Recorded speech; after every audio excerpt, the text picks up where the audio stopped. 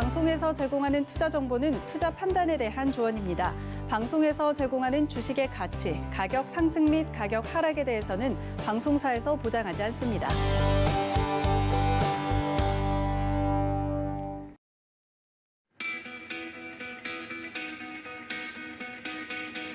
안녕하세요. 고수익 작전타임 진행의 이수연입니다. 오늘은 새롭게 시작하는 월요일 5월의 첫째 장입니다.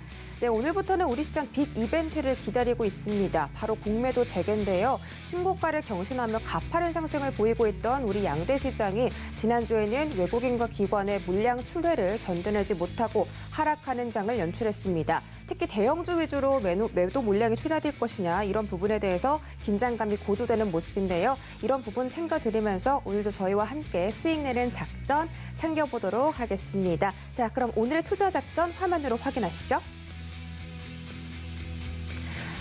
네, 오늘의 투자 작전 첫 번째입니다. 신승용의 작전 키워드에서는 백신 양극화에 대한 작전 세워보도록 하겠습니다. 네, 허반석의 작전 리포트에서는 2차 전지 업종에 따른 수요와의 전쟁에 대해서 다뤄보도록 하겠습니다. 네, 오늘부터 재개되는 공매도에 대한 대응법을 이주연의 고수익 포트에서 챙겨드리도록 하겠습니다.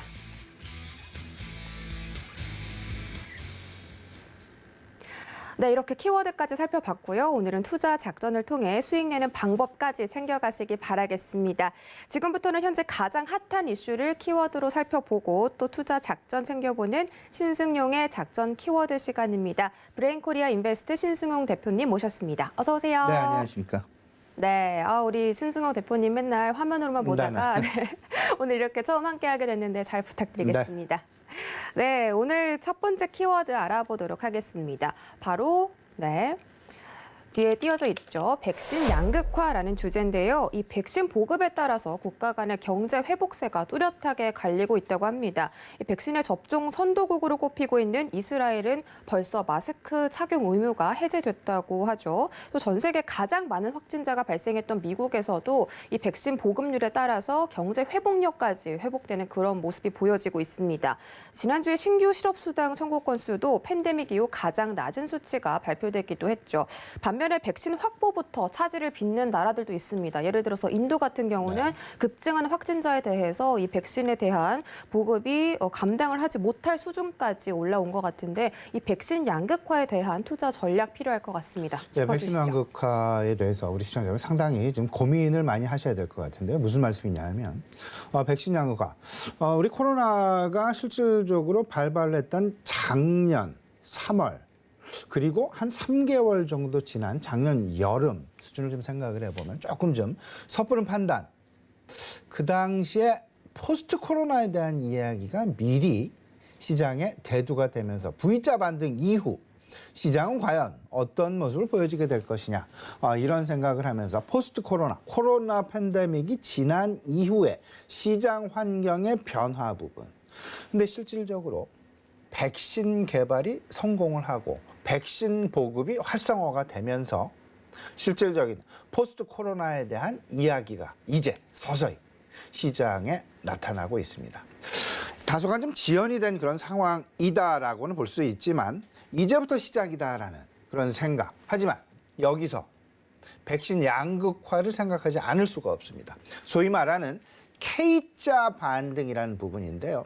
백신을 빨리 확보한 나라들은 K의 위편으로 상승을 하는 그런 모습을 보여주지만 백신 확보를 하지 못한 나라 같은 경우에는 오히려 그 아래쪽 K 쪽의 양극화로 벌어지는 아래 위로 벌어지는 경제의 현상이 앞으로 상당 부분 심각하게 출현이 될 수밖에 없다라는 부분 꼭 생각을 하셔야 될 것 같습니다. 백신을 가진 나라 그리고 백신을 못 가진 나라, 못 확보한 나라 이런 나라들 사이에 양극화가 앞으로 상당 기간 최소한 올 연말까지는 이어질 가능성이 있을 수 있다라는 점을 우리가 꼭 염두를 해야 될 것 같고요. 지금 우리가 시장에서 주목을 해야 될 부분은 백신을 가진 나라의 실생활의 변화에 대해서 우리가 주목을 꼭 해야 될 것이다라는 점. 그리고 백신을 못 가진 나라들로 인해서 전반적인 코로나 팬데믹으로 인해서 글로벌 시장 내 중산층이 감소하고 있다라는 부분에 소위 말하는 코로나 디바이드에 대해서 우리가 또 염두를 해야 될 것이다.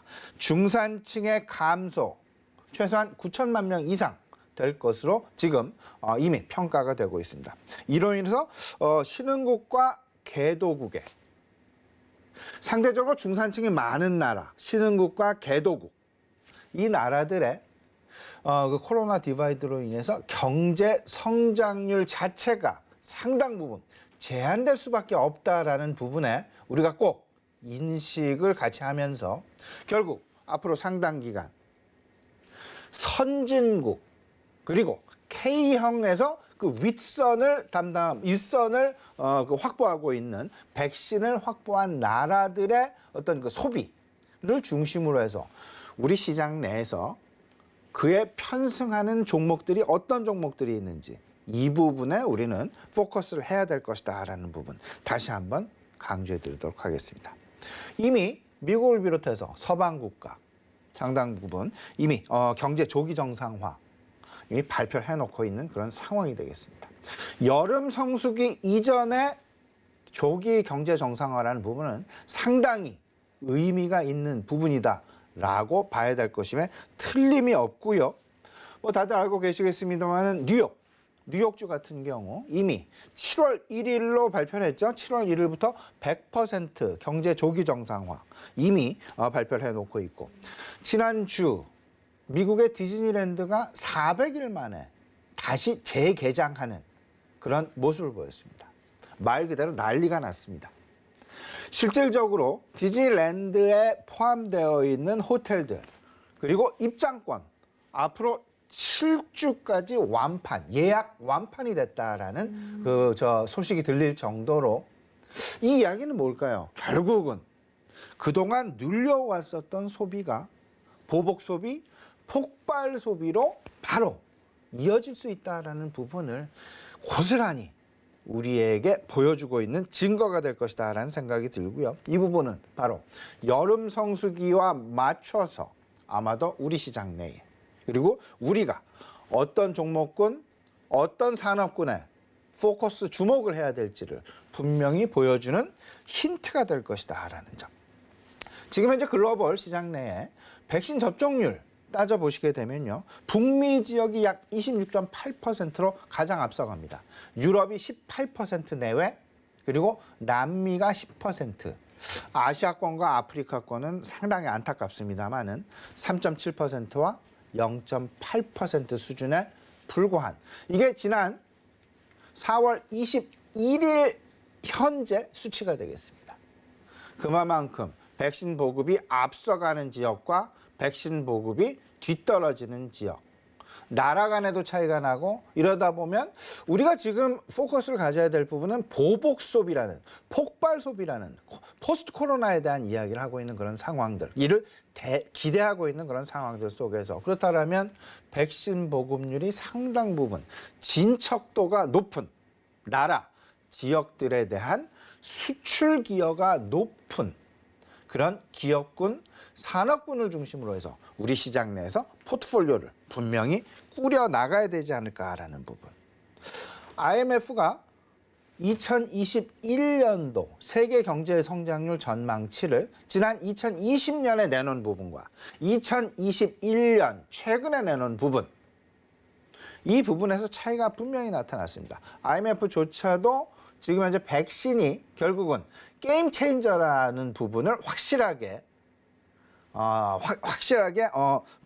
단언을 했고요. 결국 선진국과 신흥국 개도국 간의 성장률 격차, 작년에 전망치를 내놨을 때랑 지금 현재와는 확연히 다르다. 작년에 성장률 전망치를 내놨을 때 선진국이 1.6%, 개도국이 약 4.6%였습니다. 하지만 올해 내놓은 IMF의 경제 성장률 올해의 전망치는 선진국 무려 4%가 넘게 개선이 되면서 5.1%의 성장률과 개도국은 6.1%의 성장률. 가만히 보면요.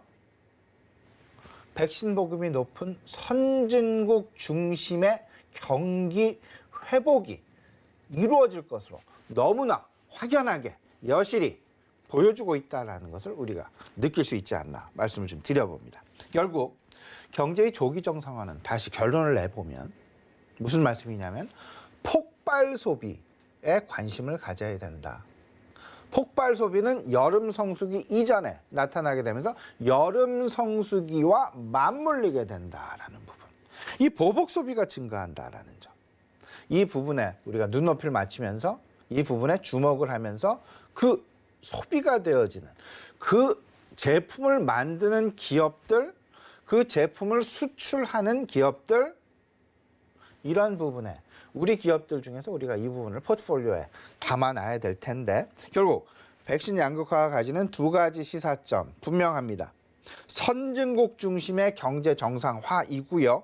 그리고 선진국 중심의 경제 정상화 이 중에서도 특히나 폭발 소비에 관심을 가져야 될 것이다. 선진국 소비 증가, 여기에 편승할 수 있는 우리 기업군 어떤 것이 있을까? 내구 소비재 수출을 많이 하는 기업, 그리고 이를 유통을 하는 해운 업종, 그리고 전자결제까지. 따라서 내구 소비재의 중심점에는 결국은 IT와 자동차가 자리 잡고 있고요. 두 번째, 폭발 소비, 해운도 우리가 생각을 해야 되고 전자결제도 생각을 해야 되고 폭발 소비는 언택트 시장이 이제는 온택트 시장으로 변화하게 됩니다. 여기에 온택트의 가장 중심점에 서 있는 여름 성수기, 휴가철이라는 부분을 우리가 생각을 해야 되는데 그 휴가철, 폭발 소비, 폭발 수요가 일어나는 부분에 어떤 것이 있을까 생각을 해보면 식음료 산업, 그리고 여행 산업, 내구 소비재 역시 빠지지 않습니다. 자동차, 전기 자동차와 그리고 그 IT, 가전 빠지지 않는다라는 부분. 폭발 소비, 선진국 중심의 경제 정상화. 이게 바로 백신 양극화가 우리들에게 던져주는 매우 중요한 핵심적인 시사점이 아닐까 생각이 됩니다. 알겠습니다. 이 경제 정상화에 따라서 이 선진국들의 조금 더 빠른 경제 회복을 기대해 볼 수가 있겠다. 그래서 네. 저희가 주요적으로 봐야 될 포인트가 이 내구재 소비 회복과 소비 지표의 개선인데요. 그와 관련해서 IT 섹터 그리고 자동차 섹터에 관련된 종목들을 저희가 또 체크를 해볼 수가 있겠고 이제 곧 다가오는 여름 성수기 네네. 소비에 대비해서 그와 관련된 섹터까지 체크해 보는 게 좋겠다라고 정리를 해드리도록 하겠습니다. 자, 두 번째로 다뤄볼 작전명 키워드도 함께 확인해 보시죠. 네, 바로 공매도 재개 D-Day입니다. 자, 드디어 기다리던 공매도가 지금 1년. 기다리지는 않았습니다, 사실. 아, 그랬나요? 지금 근데 기다리시는 분들도 계시더라고요. 물론이죠. 예, 예. 네. 지금 1년 2개월 만에 공매도가 재개된 건데 네네. 그동안 주가가 급등했던 종목들을 중심으로 하락세가 불가피하다라는 여론도 있고 또 지금 기초 실적들이 너무 탄탄하게 나오면서 이 시장이 하방을 지지받고 견고하죠. 있다. 네, 예. 그런 평가가 동시에 나오고 있기 때문에 이 공매도가 과연 오늘 증시에 어떤 영향을 미칠 것이냐 저희가 어떻게 보면 좋을까요? 일단 뭐 공매도 과거에 이제 공매도를 금지하고 그리고 이제 재개를 했던 시절이 2번 정도가 있었습니다. 그리고 그 사이에 경험적으로 공매도 재개 이후 약 한 달 정도는 수급 불안이 나타날 수 있다라는 부분을 실질적으로 우리가 경험적으로 가지고 있고요. 다만 공매도라는 부분은 시장에 정적인 어떤 그 요인을 제공하는 긍정적인 요인이 있는 반면 지금 말씀하신 부정적인 요인, 부적인 요인이 분명히 존재한다. 하지만 일단 우리 정부에서는 일단 정적인 요인이 부적인 요인보다는 더욱더 크기 때문에 일단 부분적으로 개방하는, 부분적으로 재개하는 그런 모습으로 가닥을 잡았고 그 실시일이 바로 오늘부터입니다. 다들 알고 계시겠습니다만 코스피 200 지수에 편입이 되어 있는 200종목과 코스닥 150 종목에 편입이 되어 있는 150 종목에 국한해서 이 총 350 종목에 국한해서 공매도가 오늘부터 재개가 된다라는 부분을 이미 다들 알고 계시지 않을까 생각이 되는데요. 일단 이게 실질적으로 펀더멘탈에는 영향을 주지는 않습니다. 하지만 수급에 영향을 주기 때문에 실질적으로 수급도 또 하나의 증권시장 저 방향성 요소 중에 매우 중요한 요소 중에 하나가 되겠죠. 그렇기 때문에 시장은 다소간 지금 관망 내지는 긴장 내지는 뭐 조금 좀 우려하는 그런 목소리. 하지만 반면에 또 기대하는 목소리 역시 있을 수 있는 그런 상황이다. 이렇게 되면 다양한 그 주식 형태, 주식 투자의 형태가 활성화가 되면서 특히나 헤지 펀드들을 중심으로 한 시장의 어떤 그 변화 가능성, 분명히 우리가 시장의 긍정적인 요소로 또 판단할 수 있지 않을까라는 부분 말씀을 좀 드립니다. 하지만 일단 우리 개인 투자자 입장에서는 다소간 부담이 될 수밖에 없는 그런 상황이죠. 내가 가진 종목이 혹여나 공매도에 보이지 않는 타겟이 되는 것은 아닐까라는 그런 우려감 계속 가지고 있는 것이 사실이고요. 그런 상황들 속에서 좀 생각을 해본다면 뭐 종목 한 종목 따져볼 수는 없겠지만 전체적인 공통점이 분명히 있습니다. 그 공매도의 주요 타겟이 되는 기업들 이에 대한 주로 공통점들이 있는데 그 하나는 뭐냐 하면 순간적으로 차입이 많이 늘어난 그 종목군들이 될 것 같고요. 왜냐하면 우리나라 일단 차입 공매도만 허용을 하니까요. 내가 차입을 먼저 하고 그 이후에 이를 공매도를 하는 차입 공매도만 허용을 하기 때문에 공매도의 우선 조건은 차입 대차 잔고가 급증을 했느냐 안 했느냐의 여부. 이 부분이 상당히 중요한 핵심 포인트가 될 수 있을 것이다라는 말씀을 좀 드려보고요. 두 번째는 PER이 높은 종목이 되겠습니다. PER이 상대적으로 높은 종목군. PER은 말 그대로 펀더멘탈보다 시장 내에서 밸류에이션이 크게 평가가 된 종목이 되겠습니다. 만약에 EPS가 100원인데 주당 순이익이 100원인데 PER이 100배면 이 회사의 주식은 주가는 10,000원이 되겠습니다. PER 100원, PER이 100원밖에 안 되는데 PER이 주당 순이익이 100원밖에 안 되는데 PER이 100배라서 주가가 10,000원. 과연 이를 용인할 수 있는 투자자들의 대다수가 얼마나 있을까? 쏠림 현상이 어떻게 나타날까? 이를 믿고 계속 120배, 130배를 바라보는 투자자가 많을까? 아니면 PER이 낮아져서 기업 실적은 그대로인데 주당 순이익 100원은 그대로인데 밸류에이션의 변화, PER 현재 100배가 80배, 70배로 내려오는 것이 맞을까? 이렇게 되면 당연히 대다수의 투자자는 이 종목에 대해서 공매도를 칠 수밖에 없는, 칠 가능성이 높다라고 보셔야 될 것 같습니다. 다시 말씀을 드리면 PER이 상대적으로 높은 종목, 특히나 이 종목군은 아마도 지금 현재 PER이 제일 높은 종목군 중에 하나인 아마도 의료, 바이오 쪽에서 나타날 가능성이 크지 않을까. 펀더멘탈은 기업 실적이다라는 그런 생각이 들고요. 이 기업 실적에 의해서 성장성을 평가하는 것이 주식시장이 될 텐데 이 주식시장에는 여러 차원의 수요자들이, 여러 눈높이를 가진 수요자들이 있고 그 눈높이들의 어떤 그 쏠림 현상들에 따라서 지금 현재의 높은 PER을 계속 유지할 수 있을 것인지 아니면 높은 PER이 다시 낮아져서 주가가 떨어지게 될 것인지. 기업 실적은 변화가 없습니다. 이 부분이 바로 공매도에 의한 정의 효과일 수 있다라는 점.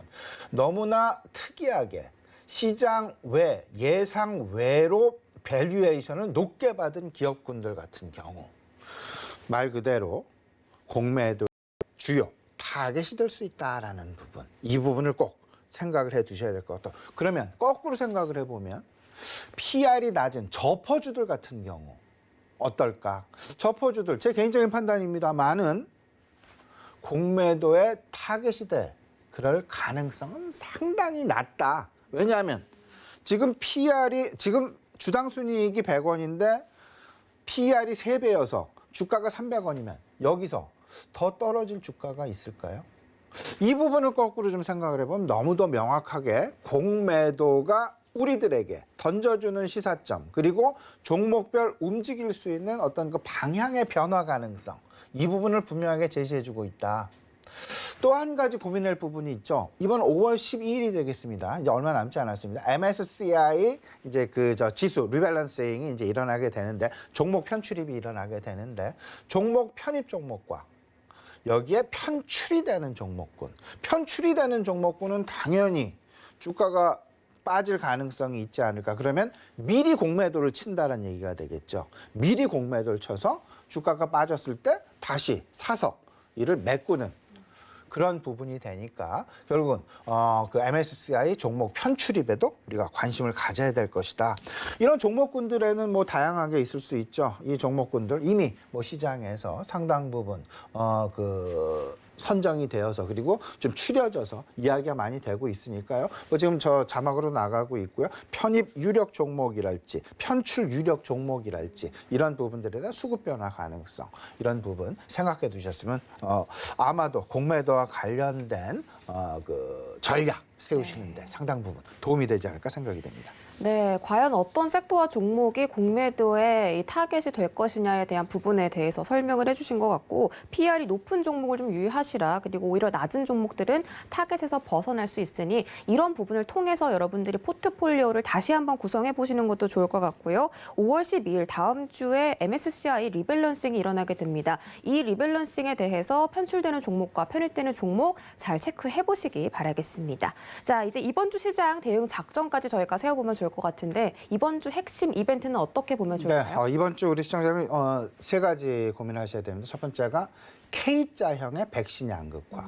K자형의 백신 양극화는 결국은 그러니까 백신 보급을 많이 한 나라와 백신 보급이 덜 된 나라를 중심으로 해서 경제 정상화에 양극화가 생기게 될 것이다라는 부분. 백신 양극화 고민하시고요. 두 번째, 이 중에서 백신 양극화에서 윗단에 있는 나라들. 백신 보급을 많이 갖고 가면 이미 경제 조기 정상화가 이루어집니다. 조기 정상화의 즈음에서 폭발 소비가 일어나게 된다. 이 폭발 소비의 중심점에는 어떤 소비재가 자리 잡고 있을까? 그 소비재 자리 잡고 있는 그 종목군의 수출 내지는 생산 비중이 높은 기업군들에 관심을 갖는 게 나의 포트폴리오를 다양하면서도 좀 부유하게 좀 질적으로 긍정적으로 만들 수 있는 매우 중요한 핵심 요인이 될 것이다라는 점. 세 번째가 바로 공매도 재개 부분이 될 것 같습니다. 수급 요인 앞서서 말씀드렸던 내가 가지고 있는 포트폴리오의 어떤 그 다양성을 가지시면서 결국은 포트폴리오를 좀 수급에서 다소간 좀 유리하게 만들 수 있는 그런 고지를 먼저 점령하는 것이 상당 부분 중요하지 않을까라는 말씀 좀 드려봅니다.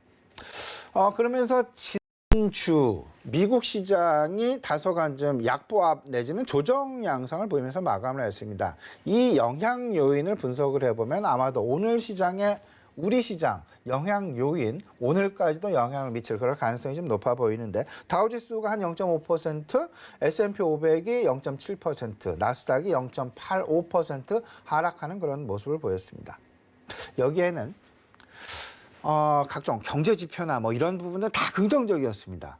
근데 시장에서 다소간 좀 조정 양상이 벌어졌는데 이 조정 양상이 벌어진 가장 큰 배경은 차익 실현 욕구가 좀 커졌다. 이 차익 실현 욕구는 주로 지난주 잘 보시면요. 빅테크 기업들의 실적 발표가 다 이루어졌습니다. 거의 모두 이루어졌습니다. 아마존도 그렇고 뭐 애플도 그렇고 테슬라도 그렇고 뭐 페이스북도 그렇고요. 다 이루어졌어요. 이제 실적 시즌이 끝난 그런 상황에서의 차익 실현 매물이 아마도 당분간 지난주부터 당분간 출현되는 그런 시기에 돌입을 했다.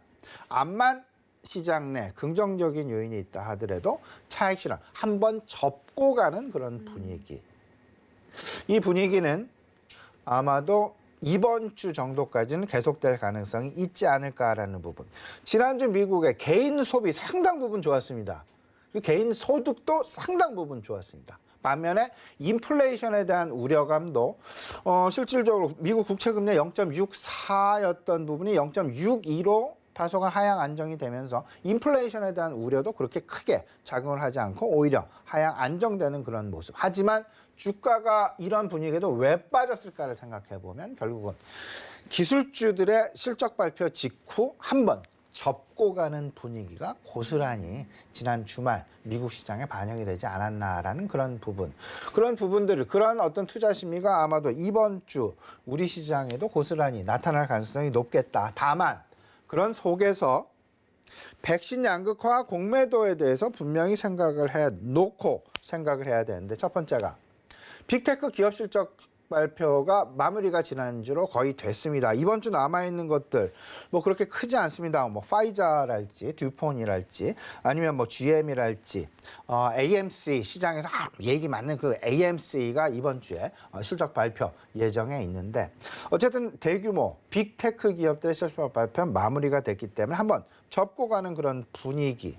하지만 실적 개선이 되는 업종에는 지속적으로 관심을 가질 필요가 있겠다. 실적 개선이 되는 업종, 증권이나 소재주, IT, 해운업 등이 될 것 같습니다. 이 부분 생각을 해두시고요. 이번 주 실적 발표 나오죠. 5일에 GM이 있고요. 그다음에 모더나 6일, 그다음에 AMC가 7일에 있습니다. 듀폰이나 화이자가 이제 내일 있게 되고요. 이런 부분들 참고해 두시고요. 두 번째는 백신 양극화에 따른 선진국 폭발 소비에 대한 관심 부분이 될 것 같습니다. 여름 성수기 이제 곧 진입을 하게 되고 제주도 관광 입도자 수가 상당 부분 뭐 연일 사상 최고치를 돌파하는 그런 모습들. 여름철 여행 성수기, 여름철 소비 성수기 이 부분 꼭 생각을 해두시면서 선진국과 신흥개도국 간의 백신 보급의 차이 이러면 선진국 소비에 우리가 상당 부분 주목을 해야 되는데 여기에는 내구 소비재와 여름철 온택트와 관련된 식음료, 여행 이 부분에 관심을 갖고 그다음에 언택트는 여전히 관심을 갖자. 전자결제나 유통에도 관심을 가져야 될 것이다. 그리고 경제 정상화의 중간 경로 항상 관심을 가지셔야 됩니다. 고용의 확대를 통해서 소득의 개선을 추구하고 소득이 나아지면 결국 소비가 활성화된다. 소비가 활성화되면 다시 제조업에 재투자가 되는 그런 모습, 중간 경로, 밸류 체인의 움직임 이런 부분을 생각을 해주시면서 지금 현재는 계속해서 고용에 관심을 가져야 될 것이고 소비에 관심을 가져야 될 것이다. 소비와 관심을 갖는 부분과 고용은 결국 친환경 인프라, 투자, 확대 부분 그리고 원자재와 내구 소비재에 대한 관심 여전히 가져야 된다라는 점. 아울러서 마지막으로 공매도가 있을 수는 있겠습니다. 성장형 산업, 미래형 성장형 산업. 하지만 성장이 아직 안 돼 있는 PR이 낮은 기업군들. 결국 이제 뭐 신재생이랄지 전기차랄지 반도체 5G 자율주행. 의외로 반도체 업종의 PR이 생각보다 상당 부분 낮습니다. PR 6배에서 8배 정도밖에 안 된다라는 그런 부분 생각을 해보시면 공매도에서 조금은 더 자유롭고 통신업종도 PR이 5배 미만이 되겠습니다. 공매도에서 상당 부분 자유로운 그런 기업. 이 부분 생각을 해보시고 자율주행도 잘 생각을 해보시고 전기자동차 역시 우리 핵심 고성장 산업군 중에 하나로 포트폴리오 영역에 꼭 담아두셔야 되는 그런 기업군 중에 하나가 될 것이다라는 점 다시 한번 말씀드립니다. 네. 이번 주 핵심 이슈는 바로 백신 양극화 그리고 선진국 폭발 소비, 공매도 재개 요인 말씀을 해주셨는데요. 그와 관련해서 집중해 볼 만한 섹터와 종목들 체크해드렸으니까 이번 주 장에 잘 참고해 보시기 바라겠습니다. 자, 오늘 내용 여기까지 전해드리고요. 신승호 대표님 보내드리도록 하겠습니다. 고맙습니다.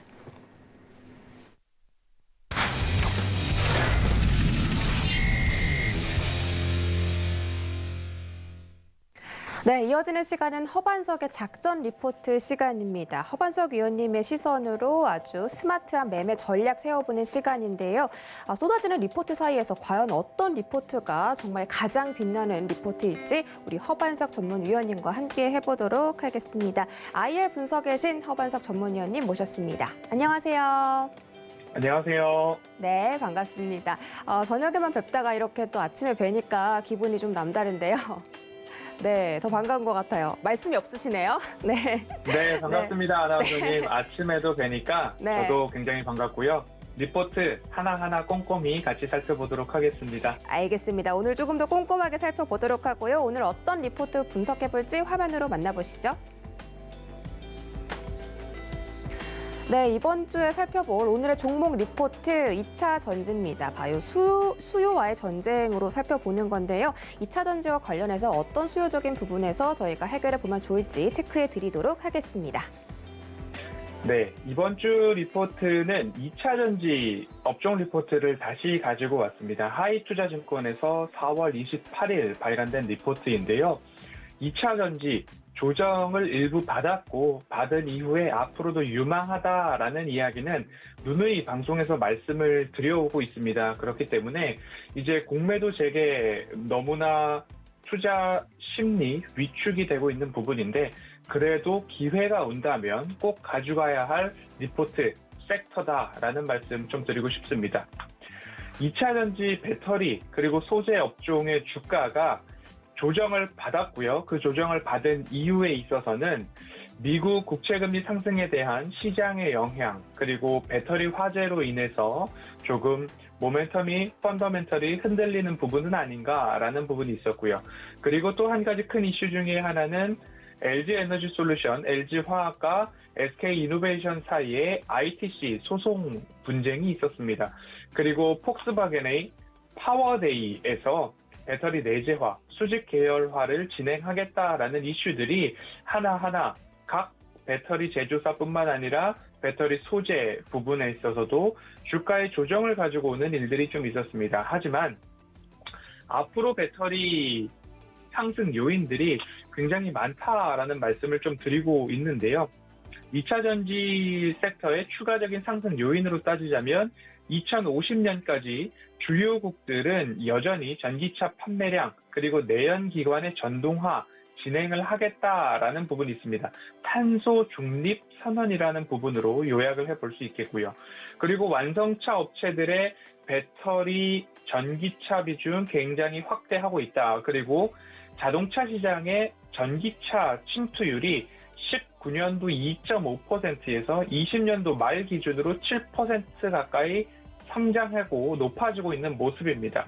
글로벌 전기차 시장의 성장 속도는 이보다 더 가파르게 빨라질 것이다 라는 부분인데요. 전기차 연간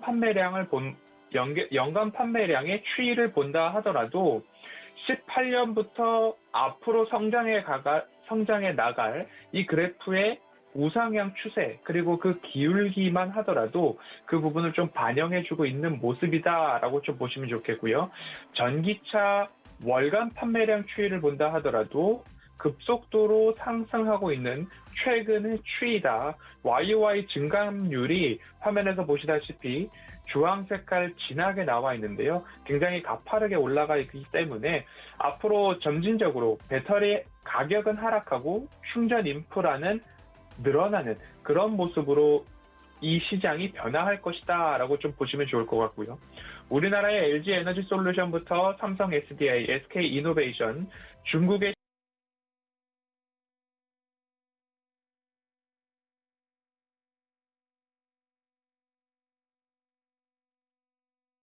조인트 벤처를 설립을 해서 협력을 강화해 나가는 그런 모습까지도 좀 일어나고 있습니다.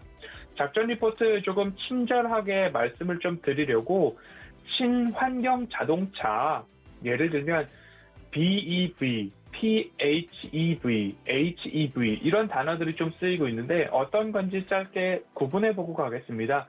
BEV는 배터리 일렉트릭 비클이라서 일반적인 전기차, 순수 전기차라고도 부르는데요. 동력을 만들기 위해서 쓰이는 에너지원이 모두 다 전기다. 그래서 배터리라고 보시면 좋을 것 같고요. HEV라고 하면 하이브리드 일렉트릭 비클입니다. 하이브리드, 힘이 적게 필요할 때는 전기 모터로 가고 그리고 힘이 많이 들어갈 때는 내연기관, 엔진을 함께 사용하는 그런 자동차.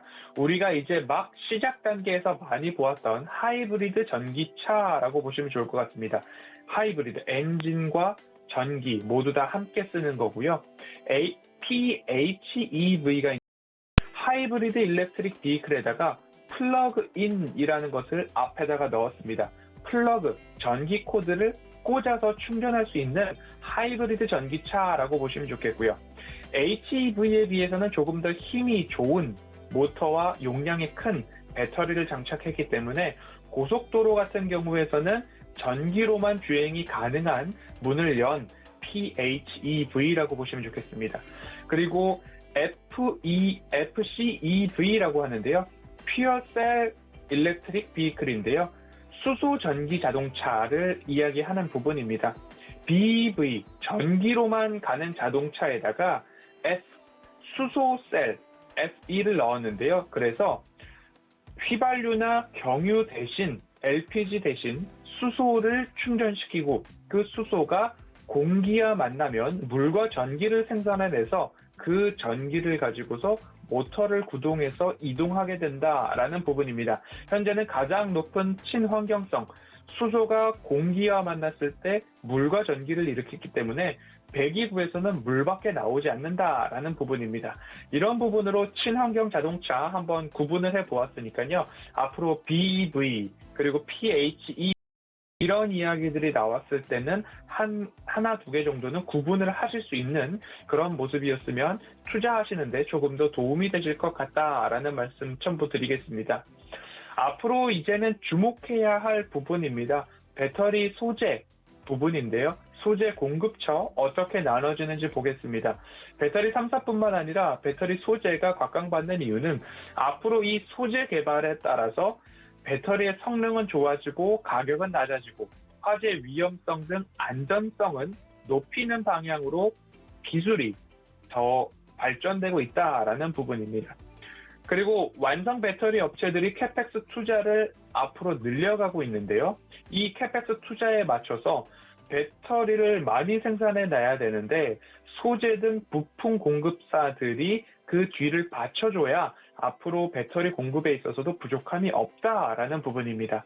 그렇기 때문에 에코프로비엠, NLF, 포스코 케미칼 등 여러 가지 업체들이 양극재, 음극재, 그리고 전해액 안에 더 첨가 재료를 넣어서 전해질을 어떻게 더 효과적으로 쓸 수 있을까라는 부분들을 한번 살펴보시면 좋겠습니다. 중간재에 해당하는 소재와 부품 업체들 캐펙스 투자에 맞춰서 중장기 호황이 전망이 되고요. 설비 업체들 같은 경우도 마찬가지로 캐펙스 투자 속도에 맞춰서 미국, 유럽, 중국에 각각 라인을 증설할 때에 수혜가 예상되고 있습니다. 그리고 나서는 이제 전구체 배터리를 좀 보아야 할 것 같은데요. 이 리포트 같은 경우에 굉장히 방대한 양을 담고 있습니다. 107페이지 정도의 방대한 양이기 때문에 이 리포트를 오늘과 내일 두 가지로 나눠서 보고 내일에 조금 더 자세한 이야기들을 드릴 수 있는데 오늘은 이제 2차 전지, 주가 불확실성 해소 구간이라는 이야기를 드리고 있습니다. 앞서서도 미국채 금리 상승부터 LG에너지솔루션과 SK이노베이션의 소송 문제, 그리고 배터리 내재화를 발표하는 완성차 업체들 이야기를 드렸는데요. 이러한 불확실성들은 이미 주가에 선 반영이 일부분 되어 있다라는 부분. 앞으로 우리가 지켜보아야 될 것은 중장기적 호황, 그리고 상승 여력은 충분하기 때문에 오늘부터 시장이 어떻게 움직일지, 우리나라 국내 지수가 공매도 이슈로 인해서 출렁이게 될지, 그리고 옥석 가리기는 정말 잘 되어야 할 텐데 여전히 제가 지난해 7월부터 2차 전지, 신재생, 신환경 관련된 주가는 공포의 매수를 하셔야 된다라는 이야기를 꾸준히 드리고 있습니다. 이번에도 마찬가지로 시장이 조금 조정이 나오고 지지부진한 장세가 나온다라고 한다면 추세 하단에서 꼭 담아야 할 기업들, 2차 전지, 친환경, 재생에너지 이런 부분들 꼭 살펴보시면 좋겠다라는 말씀 드리고 싶고요. 왜 그런가 하면 배터리 내재화를 이야기하는 완성차 업체들이 많아지고 있습니다. 대표적으로 폭스바겐인데요. 폭스바겐은 노스볼트와 함께 손잡고 앞으로 우리 배터리 수직 계열화를 이루겠다라고 했습니다. 동일한 이야기를 드리고 있습니다. 2015년부터 SGF 에너지라는 사명으로 창립을 한 기업이 노스볼트입니다. 업력이 약 5년밖에 되지 않은 기업인데요. 테슬라에서 일하던 엔지니어 2명이 퇴사를 해서 유럽형 기가 팩토리를 만들자라고 설립을 했고 2017년 사명을 노스볼트로 변경을 했습니다. 이후 일본의 파나소닉이나 중국의 CATL, 한국의 LG화학 등의 주요 배터리 업체들 인력을 스카웃했다라는 부분들이 홈페이지에 이미 나와 있었습니다. 이와 같이 2019년 노스볼트 홈페이지에는 일본과 한국 등의 연구 인력들을 스카웃했다라고 이야기를 한 부분인데 앞서서 특허나 기술 침해라는 부분들이 이슈가 됐기 때문에 얼른 홈페이지가 수정된 그런 부분입니다. 그렇기 때문에 내재화에 대한 부분들은 이미 주가에 반영이 되었고 그 내재화 20년 업력의 기업들도 배터리의 안전성을 높이기 위한 연구개발 꾸준히 이어가고 있는데 5년 정도의 기업이 이 부분을 단숨에 따라온다라는 부분 여전히 어렵다라는 말씀 좀 드리고 싶습니다. 2019년 6월 로스볼트 지분을 20% 인수를 하고 최대 주주에 올랐고 2020년에는 중국의 3위 배터리 업체인 거시안 하이테크 지분도 26% 이상 사들인 그런 모습들이 좀 보이고 있습니다. 배터리 내와 파워데이를 통해서 우리 시장에 충격을 주기도 하고 걱정을 끼치기도 하였지만 아직까지는 너무 걱정하기는 이르다라는 말씀 좀 드리고 싶고요. 조금 더 구체적으로 말씀을 드리자면 배터리 내재화, 품질과 안전성 그리고 가격 경쟁력까지 좀 가지고 있어야 하는데 그 부분을 어마어마한 자본력이 뒷받침되기 전에는 양산화하기까지는 아직까지 어렵다라는 부분 기억을 해주시면 좋을 것 같습니다. 발열 반응을 제대로 컨트롤하지 못했을 경우에는 화재와 직결되는 부분들도 있기 때문에 이 부분 규모의 경제, 대규모 설비 투자까지 이어지고 양산 체제까지 온다면 적어도 5에서 10년 정도는 더 남아있다라고 좀 보시면 좋을 것 같습니다. 이번 주는 시간 관계상 여기까지 조금 볼 텐데요. 앞으로 화요일 정도에는 전고체 배터리 그리고 소재에 대한 이야기 조금 더 말씀을 드리면서 2차 전지 업종 투자 전략 여전히 유효하다라는 말씀 드릴 거고요.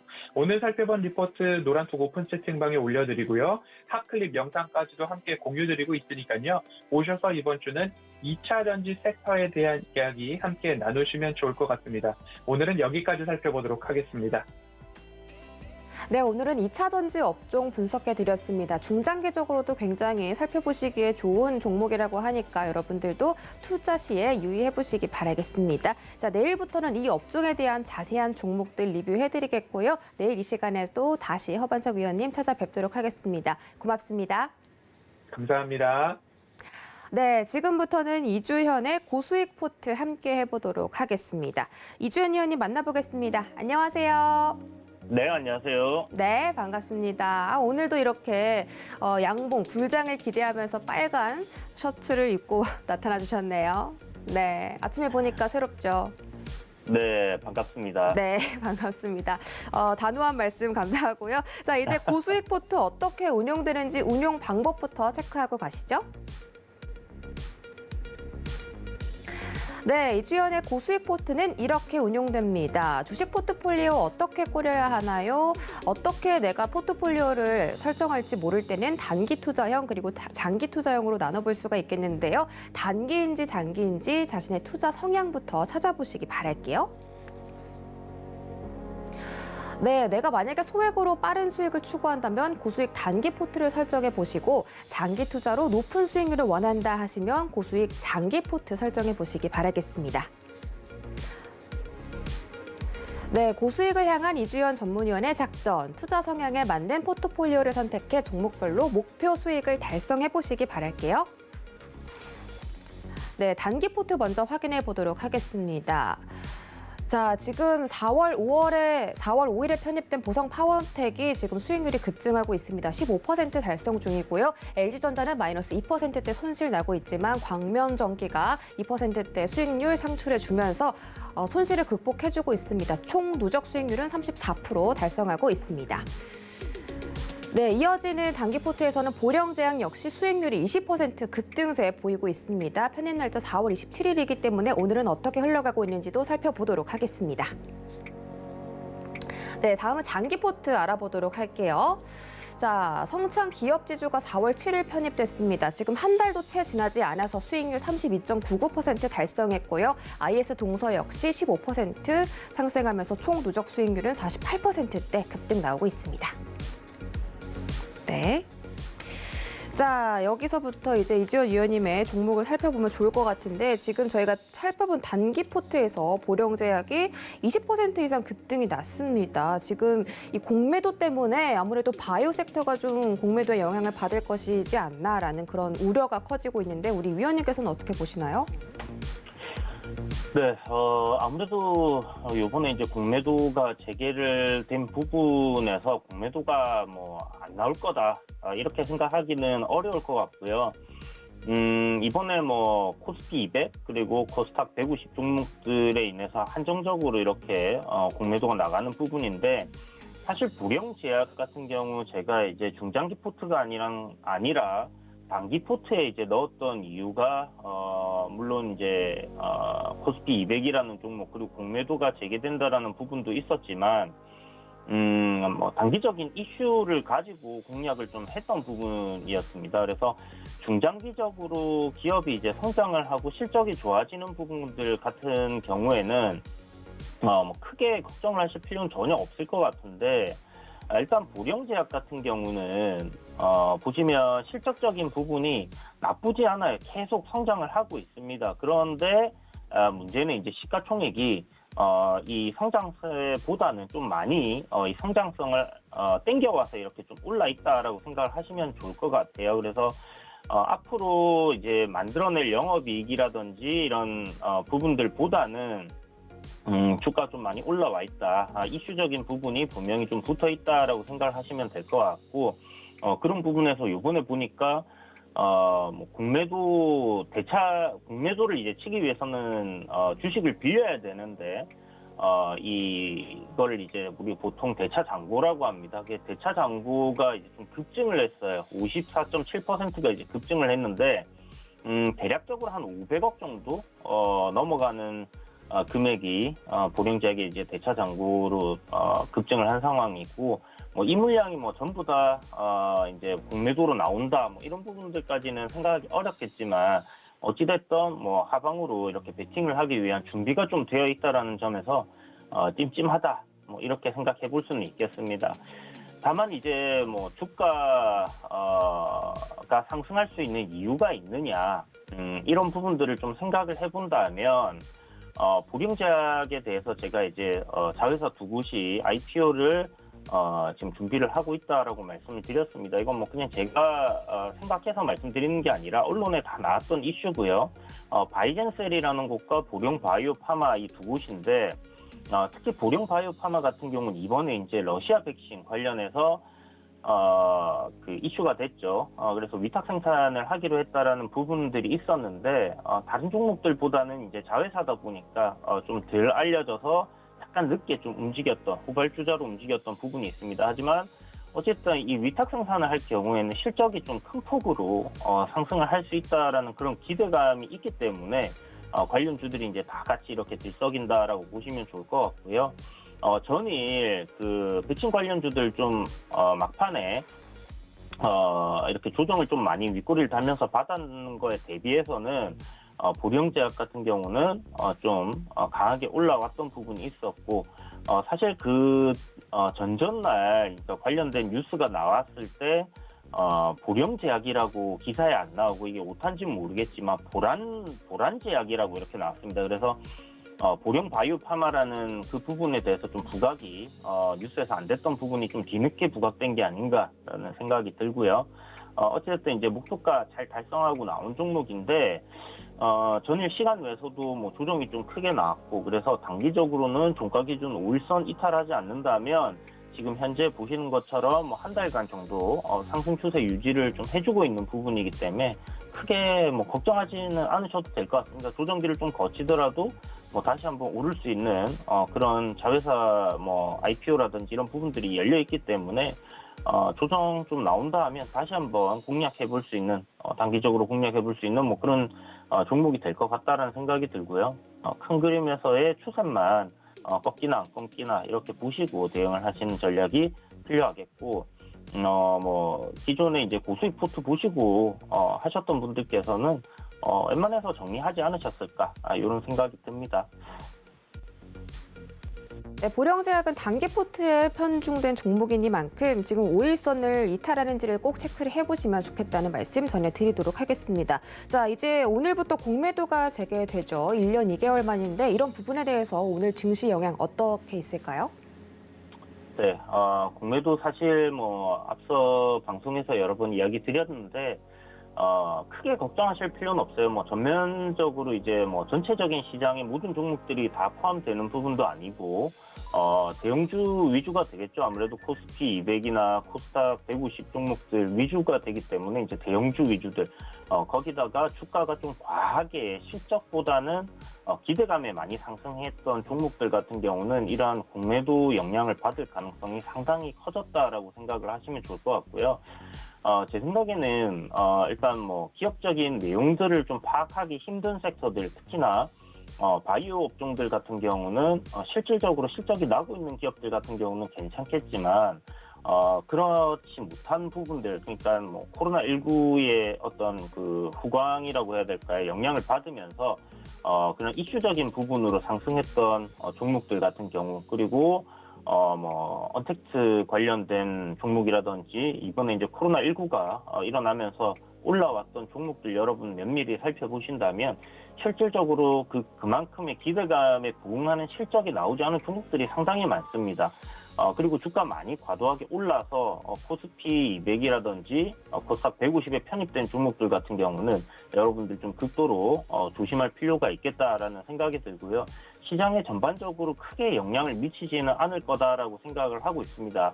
언론에서도 계속 그런 이야기들이 나오고 있는데 이번에 제 생각에도 그럴 것 같고요. 그냥 음모론적으로 딱 봤을 때 공매도 못하게 해왔었는데 이번에 공매도 재개되자마자 시장이 공매도로 인해서 급락을 한다. 그럼 다시 공매도가 사회적 이슈가 될 가능성이 좀 높기 때문에 메이저들이 이런 부분에서 뭐 오늘 바로 시장 폭락시키지는 않을 것 같다라는 생각이 들기 때문에 너무 크게 걱정하지 마시고 자기 종목이 실적을 잘 내고 있는 종목이냐, 공매도에 타겟이 될 만한 이유가 있느냐, 이런 부분들 한번 잘 생각해 보시기 바라겠습니다. 네, 오늘 이야기는 여기서 마무리하도록 하겠습니다. 위원님 고맙습니다. 네, 감사합니다. 오늘 공매도 앞둔 만큼 여러분들께 도움이 되는 투자 전략이었기를 바라겠고요. 저희는 잠시 뒤 매매 시그널로 돌아오도록 하겠습니다. 고맙습니다.